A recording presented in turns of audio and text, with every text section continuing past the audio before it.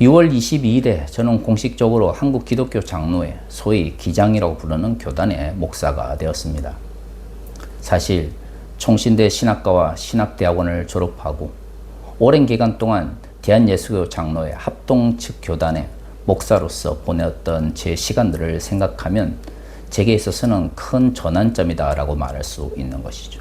3년 전인 108회 총회에서 이단으로 몰려서 제명 출교를 당하기까지 저는 예장 합동 측 목사로서 시간을 보냈습니다. 제가 인천 세수만교회 그루밍 성폭력 피해자들과 피해 교인들을 돕는다는 이유 때문에 교단에서 이단으로 몰려 쫓겨난 이후에 3년이라는 시간 동안 법적인 측면에서 뿐만 아니라 다양한 측면에서 어려움을 겪을 때 하나님께 기도하면서도 이 기도가 하나님께 응답이 되는지에 대해서 많이 고민을 했던 기억이 있습니다. 인간이 연약하기 때문에 아무리 큰 믿음이 있다라고 자부한다 할지라도 어려움이 닥치면 하나님을 먼저 찾기보다 실질적인 방법들, 쉬운 방법들을 찾고자 하는 욕망이 분출될 수밖에 없습니다. 그리스도인이라면 누구나 이러한 경험들을 한 번쯤은 할 거라고 생각을 합니다. 그렇다면 2000년 전 고난 가운데서 예수 그리스도를 믿었던 그리스도인들은 어떨까요? 우리는 2000년 전 그리스도인들은 우리와 완전히 다른 사람들 혹은 다른 존재들이다 라고 하는 착각 속에서 말씀을 읽습니다. 하지만 2000년 전 그들도 현실 속에서 고민하고 갈등하면서 예수 그리스도를 향한 하나님을 향한 믿음을 공고하게 만들어 갔다는 것을 알 수가 있는 것이죠. 요한계시록은 그런 고난 가운데 있는 그리스도인들을 향한 하나님의 약속이라고 볼 수가 있습니다. 우리가 미래에 대한 예언이라고 하는 측면에서 요한계시록을 읽어 나가서 그렇지 묵시문학에 가지고 있는 특성을 이해하고 그 상징 속에서 당시 그리스도인들에게 하나님께서 어떤 위로를 주시기 위하여 이 말씀을 기록했는지를 살펴본다면 우리는 요한계시록을 다른 관점에서 완전히 색다른 관점 속에서 접근해 볼 수 있습니다. 오늘 본문의 말씀은 그런 상징들이 굉장히 잘 드러나는 본문이다라고 말할 수 있죠. 하나님께서 요한계시록을 기록한 사람에게 미래에 일어날 사건들을 알려주기 위해서 오늘 본문에 등장하는 두루마리를 들고 오시는 것을 알 수가 있죠. 그런데 오늘 우리가 읽은 본문의 전후 문맥을 살펴보면 이 두루마리는 7인으로 봉인되어 있다는 것을 알 수가 있습니다. 당시 문화 속에서 황제의 직사나 국가적 측면에서 중요한 내용을 백성들에게 전달할 때에 이런 두루마리에 인을 친 방식으로 전달했다는 것을 알 수가 있죠.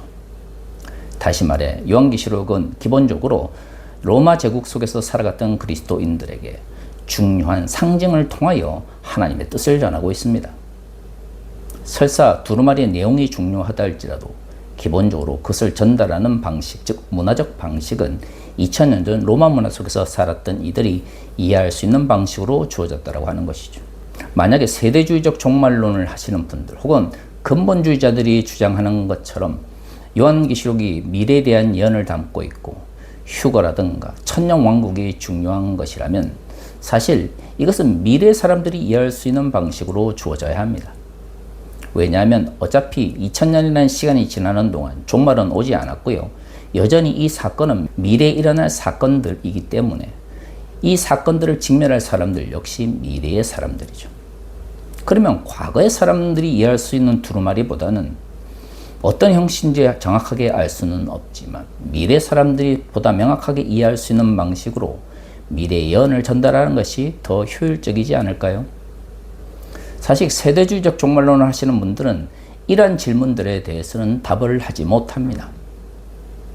더구나 오늘 우리가 읽은 본문에서 강조되고 있는 것은 무엇입니까?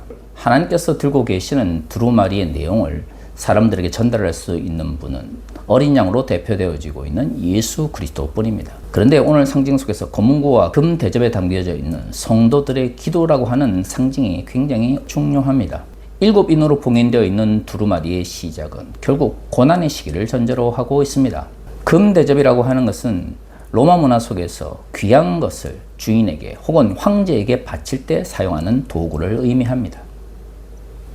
그렇기 때문에 그것은 결국 하나님께서 성도들의 기도를 귀히 여기신다라고 하는 것을 상징적으로 보여주고 있는 것이죠. 고난의 시기를 살아왔던 요한계시록의 독자들의 입장에서는 그들이 이 세상 속에서 믿음을 가지고 살아간다고 하지만 현실 속에서 직면하게 되는 고난 때문에 많은 고민이 있었을 것입니다. 그들 역시도 오늘날의 우리처럼 하나님께 기도하면서 그 문제를 해결하기 위해서 달려나갔던 것이죠. 하지만 이 금대접에 들려져 있는 기도를 드렸던 이들은 여전히 핍박 가운데 있었고요. 또 많은 이들은 신앙으로 인하여 죽임을 당한 상태였습니다. 하나님께 수없이 많은 기도를 드림에도 불구하고 그들의 기도가 온전히 올려드리지 않는 듯한 느낌을 받을 수 있었을 것입니다. 요한계시록은 미래에 대한 예언을 통해서 결국에는 현실의 고난을 견디고 있는 이들이 얼마나 귀한 사람들인지를 보여주려고 합니다. 그것이 바로 검은고와 금대접에 담겨져 있는 성도들의 기도로서 표현되어져 있는 것이죠. 하나님께서 이렇게 성도들을 귀히 여기시기 때문에 그것과 연속성 속에서 7인으로 봉인되어 있는 두루마리의 예언이 전달되어지는 것입니다. 우리가 나중에 또 살펴보겠지만 7인이라든가 7대적과 같은 상징적인 이러한 표현들을 보면 주로 고난과 연결되어 있습니다. 요한계시록에서 등장하는 이러한 고난들은 역사 속에서 가장 힘들었던 고난의 모습들을 상징적으로 보여주고 있는 것이죠. 이것을 통해서 우리는 무엇을 알 수가 있습니까? 요한계시록은 지금 고난을 겪고 있는 이들에게 미래에 닥쳐올 종말론적인 파국적 고난을 이야기함으로써 현재의 믿음을 지킬 것을 강조하기 위한 것입니다. 그런데 이러한 문제들을 다 빼버린 상태에서 그저 미래에 대한 신비한 예언처럼 요한계시록을 읽어대기 때문에 결국에는 문제가 생기는 것이죠. 앞에서도 말씀드린 것처럼 수없이 많은 상징들을 문자적으로만 적용을 해버리면 실질적으로 이것을 해석할 때 문제가 생기게 됩니다. 왜냐하면 전후 문맥이 맞지 않는다든가 아니면 앞에서 이야기했던 것과 뒤에서 이야기하는 것이 상호 충돌되어지는 모순적인 상황이 발생하게 되는 것이죠. 그렇기 때문에 문자주의적 성서 해석을 하는 이들이 요한계시록을 해석하다 보면 결국에는 직통계시와 같은 왜곡된 계시의 이해로 빠지게 되어지는 것입니다. 사실 세대주의적 종말론이 발생한 시대적 상황을 살펴보면 이러한 종말론적 해석이 가지고 있는 문제를 명확하게 알 수가 있습니다. 19세기 말 20세기 초 미국에서 등장했던 세대주의적 종말론은 결국 근본주의적 성향에 강한 이들이 자신들만의 공동체를 만들기 위해서 신앙적 정당성을 확보하기 위한 논리로서 사용되었습니다. 한 세기가 지나갈 때마다 기독교 문화 속에서는 항상 종말론적 관심이 높아지게 됩니다. 19세기 말에도 마찬가지였습니다. 새로운 세기가 열리게 될 때 이 세상이 마치 끝나고 새로운 세상이 열릴 것 같은 착각을 사람들이 하게 되는데요. 이것을 요한계시록에 투사를 하게 되면서 형성된 것이 바로 세대주의적 종말론입니다. 문제는 새로운 세계를 잘 준비하기 위해서 사람들이 자신을 성찰하면서 신앙적으로 한 단계 성장하는 기계로 만들어야 하는데요. 세대주의적 종말론을 주장했던 이들은 세상과 단절되어지는 교회 개토화를 주장하면서 자신들의 주장이 정당하다는 것을 강조하기 위하여 이런 종말론을 주장했습니다. 그러다 보니 세대주의적 종말론을 강조하면 할수록 교회는 세상으로부터 단절되어지고 그리스도인들은 세상의 문제로부터 아무런 관심을 가지지 않는 것이 좋은 것이다 라고 하는 왜곡된 인식을 가지게 되었죠. 오늘날 미국 사회가 가지고 있는 근본주의적인 극우 세력의 등장은 이러한 세대주의적 종말론의 등장과 함께 시작되었다고 볼 수가 있습니다. 그럼에도 불구하고 사람들은 이러한 이야기에 귀를 기울입니다. 왜냐하면 그것은 사람들이 SF 영화나 미래에 대한 이야기에 관심을 가지는 것처럼 사람들의 욕망을 자극하기 때문이죠. 70년대와 80년대 한국교회가 성장할 때 세대주의적 종말론을 강조했던 이들이 이것을 어떤 방식으로 사용을 했습니까? 마치 당장이라도 세상에 종말이 올 것처럼 이야기를 하면서 휴거를 강조했습니다. 전천년설에 기반한 이러한 휴거론이라고 하는 것이 결국에는 지금 예수를 믿고 교회에 잘 나오면 종말론적인 혹은 파국적인 고난을 겪지 않아도 된다라고 하는 방식으로 전개되어졌죠. 만약에 그들의 이야기가 옳다면 굳이 요한계시록에 등장하는 수없이 많은 상징적 고난들이 무슨 의미가 있겠습니까? 상징이라고 하는 것은 기본적으로 그것을 알고 있는 사람들에게 의미를 가집니다.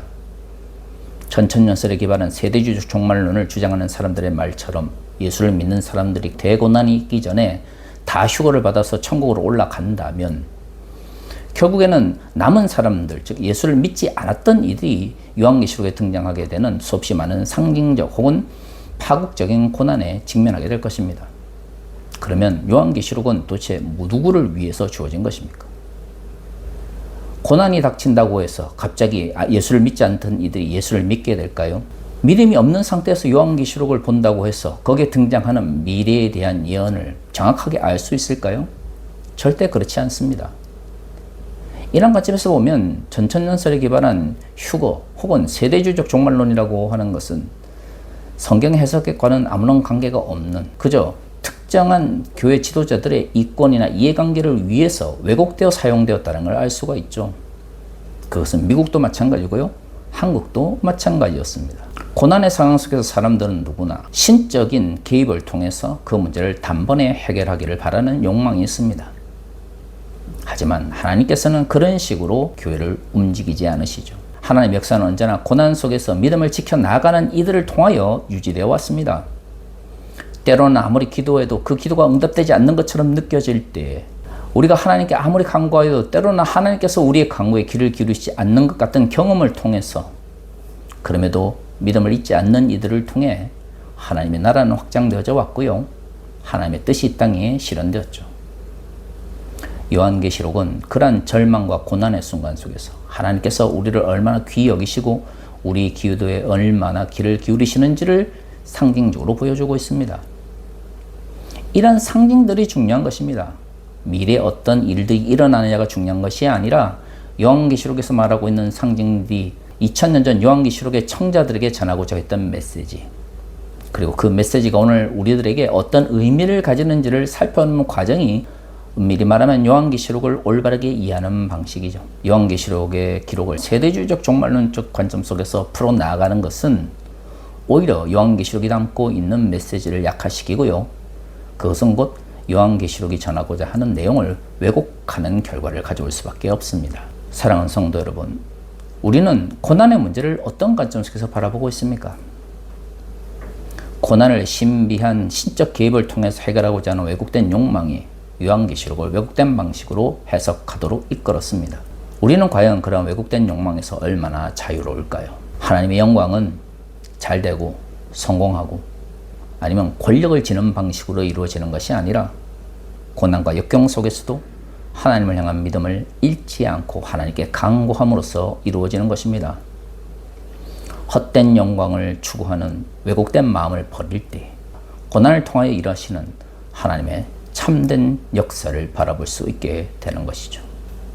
우리 모두가 헛된 영광을 향하는 욕망을 버리고 하나님의 뜻을 향하여 달려 나아갈 수 있기를 소망합니다. 다 같이 기도하겠습니다.